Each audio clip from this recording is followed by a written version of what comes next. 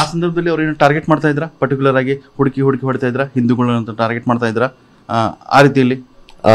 ಕೆಲವೊಬ್ಬರಿಗೆ ಈಗ ಹಿಂದೂಸ್ ಅಂತ ಗೊತ್ತಾದ್ಮೇಲೆ ಅವ್ರಿಗೆ ಹೊಡೆದಿದ್ದಾರೆ, ಅಥವಾ ನಾನ್ ಮುಸ್ಲಿಮ್ಸ್ ಅಂತ ಗೊತ್ತಾದ್ಮೇಲೆ ಹೊಡೆದಿದ್ದಾರೆ ಡೈರೆಕ್ಟು.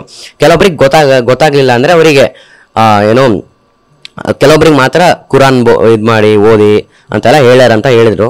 ಬಟ್ ನಾವು ಹಿಂದೂಸ್ ಅಂತ ನಮಗೆ ಗೊತ್ತಾಯ್ತಲ್ಲ, ಅಮ್ಮ ಬ್ಯಾಂಗಲ್ಸ್ ಎಲ್ಲ ಹಾಕೊಂಡಿದ್ರು, ಕೆಲವೊಬ್ರಿಗೆ ಬ್ಯಾಂಗಲ್ಸ್ ಎಲ್ಲ ಹಾಕೊಂಡಿದ್ರು, ಆಮೇಲೆ ತಲೆಗೆ ಸ್ಟಿಕರ್ ಎಲ್ಲ ಹಾಕೊಂಡಿದ್ರು, ಹಾಗಾಗಿ ಗೊತ್ತಾಗಿದೆ, ಅವ್ರು ಡೈರೆಕ್ಟ್ ಹೊಡೆದಿದ್ರು. ಓಕೆ, ಈ ಘಟನೆ ಆದ ನಂತರ ನೀವು ಪಹಲ್ಗಾಮ್ ಮುಗಿದ ನಂತರ ಅಲ್ಲಿ ಬಂದು ನಿಮ್ಗೆ ರೆಸ್ಕ್ಯೂ ಮಾಡ್ತಾರೆ, ಅಮ್ಮನ ರೆಸ್ಕ್ಯೂ ಮಾಡ್ತಾರೆ. ಅದರ ನಂತರ ಸ್ಥಳೀಯ ಸರ್ಕಾರ, ರಾಜ್ಯ ಸರ್ಕಾರ ತಮಗೆ ಸಹಾಯಕ್ಕೆ ಬಂತ ಅಲ್ಲಿ ಜಮ್ಮು ಆ್ಯಂಡ್ ಕಾಶ್ಮೀರ ಸರ್ಕಾರ? ಹೌದು, ಅಲ್ಲಿ ಹಾಸ್ಪಿಟ್ಲಲ್ಲಿ ನಮ್ಮ ತುಂಬ ಮೈಯೆಲ್ಲ ಫುಲ್ ಬ್ಲಡ್ ಆಗಿತ್ತು, ಮುಖ ಎಲ್ಲ, ಅದನ್ನೆಲ್ಲ ವೈಪ್ ಮಾಡಿದ್ರು. ಆಮೇಲೆ ಅಲ್ಲಿ ತುಂಬ ಬಟ್ಟೆ ಕೊಟ್ಟರು, ಅದೆಲ್ಲ ಫುಲ್ ಬ್ಲಡ್ ಆಗಿತ್ತು ಅಂತ ಬಟ್ಟೆ ಕೊಟ್ಟರು. ಆಮೇಲೆ ಅಲ್ಲಿ ತಿನ್ನೋಕ್ಕೆ ವ್ಯವಸ್ಥೆ ಮಾಡಿದರು, ಊಟಕ್ಕೆ ಎಲ್ಲ ವ್ಯವಸ್ಥೆ ಮಾಡಿದರು, ನೀರು ಕೊಟ್ಟರು ಎಲ್ಲ. ಅಲ್ಲಿ ತುಂಬ ಇದು ಮಾಡಿದರು ಕಾಶ್ಮೀರ್ ಲೋಕಲ್ ಏಡ್ಸು, ಅಲ್ಲಿನ ಇದು ಸರ್ಕಾರ ತುಂಬ ನಮಗೆ ಸಹಾಯ ಮಾಡಿದರು. ಓಕೆ, ನಿಮ್ಮ ಧೈರ್ಯ, ಕೊನೆಯದಾಗಿ ನಿಮ್ಮ ಧೈರ್ಯ ಕೂಡ ತುಂಬ ಮೆಚ್ಚಬೇಕಂತದೆ.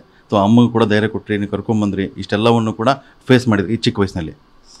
ಹೌದು, ತುಂಬ ಇದಂಗೆ ಹಂಗೆ ಆಗತ್ತಂತ ನಿಜ ಗೊತ್ತಿರಲಿಲ್ಲ, ಆದರೂ ಆಗೋಯ್ತು. ಧೈರ್ಯವಾಗಿರ್ಬೇಕಷ್ಟೇ, ಇನ್ನೇನು ಆಪ್ಷನ್ ಇಲ್ಲ. ಇದು ಮೃತ ಮಂಜುನಾಥ್ ಅವ್ರ ಮಗನ ಮಾತು. ಆ ಮಗನ ಮಂಜುನಾಥ್ ಈಗೂ ಕೂಡ ಅಷ್ಟೇ ಧೈರ್ಯವಾಗಿದ್ದಾನೆ. ಎಲ್ಲವನ್ನೂ ಕೂಡ ನಾನು ಧೈರ್ಯದಿಂದ ಎದುರಿಸಬೇಕು, ಅಮ್ಮನ್ನು ಕೂಡ ನಾನು ಕರ್ಕೊಂಡ್ಬಂದೇನೆ. ಹಾಗಾಗಿ ಭಾರತೀಯ ಸೇನೆ ಇದೆ, ಈ ಭಾರತೀಯ ಸೇನೆ ಭಯೋತ್ಪಾದಕರಿಗೆ ತಕ್ಕ ಉತ್ತರ ಕೊಡ್ತಾನೆ ವಿಶ್ವಾಸನೂ ಕೂಡ ಮೃತ ಮಂಜುನಾಥ್ ಅವ್ರ ಪುತ್ರ ಅಭಿಜಯ್ ವ್ಯಕ್ತಪಡಿಸಿದ್ದಾನೆ. ಕ್ಯಾಮ್ರಾಮನ್ ಶಶಿಕುಮಾರ್ ಜೊತೆ ಬಸವಗಣ್ವಿ, TV9 ಶಿವಮೊಗ್ಗ.